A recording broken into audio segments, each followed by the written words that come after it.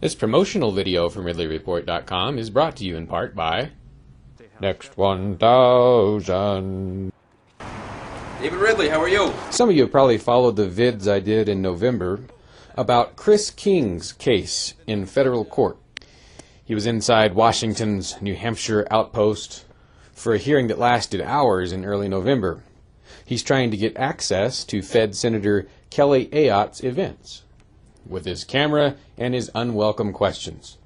He hired me to tag along and tell the world what I saw in there. Now, the fact that he hired me and the fact that I was open about this, not only in videos but also in the courtroom, triggered some unhappy questioning of me. Now, it wasn't the court that questioned me, but government operatives who were inside the court defending themselves against King.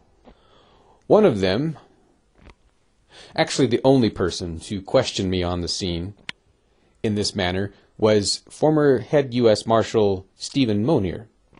He runs security for Ayotte and was there to testify. During a lull, I walked up to him and another unknown person in the courtroom and asked the unknown person who he was. I identified myself as a reporter, so as to give him a chance to be on his guard. He provided me the information, to his credit, but Stephen Monier asked me, what's my interest in this case? And I gave him a straight answer. The plaintiff hired me to be here. Monier said, well, how is that ethical for a journalist to be hired by one of the parties to a case? I said, you know, you've got a good point. Maybe I shouldn't be referring to myself as a journalist in this case. Promotional video producer is probably more accurate.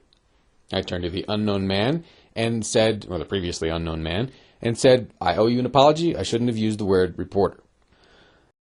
Anyway, basically, I'm not reporting the guy's identity because he gave it to me after I used the word reporter.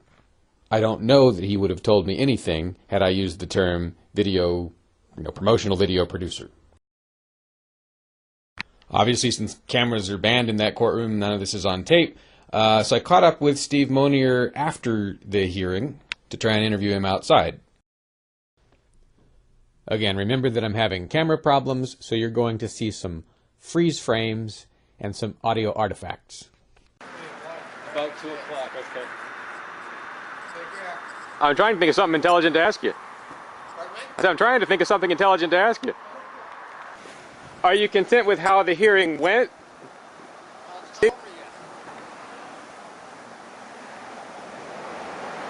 Do you think independent media should be blocked from events like this on any kind of normal basis? Well, yeah. Audio taping, by the way. It's a private event on private property, so I mean, people can be invited or disinvited, or it's just like you invite people to your home. I mean, if there's somebody there you don't want there, you can tell them to leave. That's what the law is. So. You think I should be able to go to such an event? Well, if you're a supporter, you're invited, but if you're engaging in behavior that's inappropriate and you're asked to leave, you have to leave. What about independent media, though? I mean, or what about the mainstream media? They're allowed. It's not an issue about the First Amendment. It's an issue about private property and private events. That's what the issue is. All right. Take care. Take care. Oh, and watch the video. No matter who's paying me, you'll find it's more accurate than the mainstream press. I was kind of surprised Monier took the front exit like any average person and apparently went off to a parking meter like any average person, and that he answered my questions. I half expected him to go off into some secret exit and leave through the back way. This was practically his building for years. I don't like what he does or what he did for a living, but he's got some things right. And leaving like the rest of us. Next up, attorneys Jack Middleton and Jennifer Parent, also representing the GOP. Did you guys really demand $1 million from Chris King to attend Kelly Ayotte events? Hi.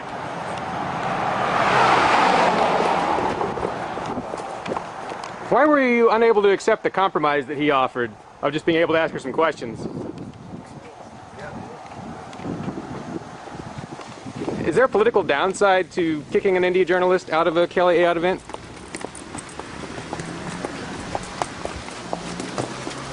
Would you kick me out of a Kelly Ayotte event? Harassment? What do you think? Looks like it. This isn't Hollywood, man. Don't need no paparazzi cover. Again, you'll hear more play-by-play from this hearing on my podcast. Now, before we go all the way into podcast territory, I wanted to express a final concern.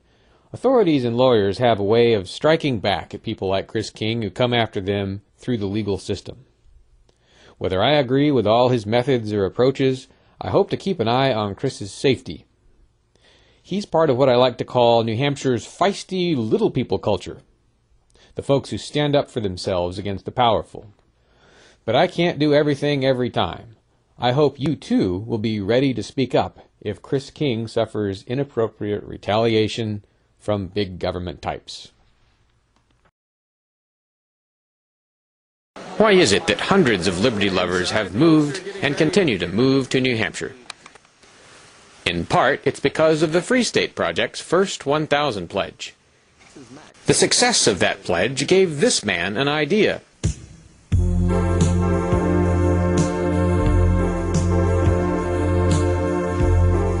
Max Abramson of New Hampshire is starting what he calls the Next 1,000 Pledge, designed to get another 1,000 Free Staters into New Hampshire by 2011.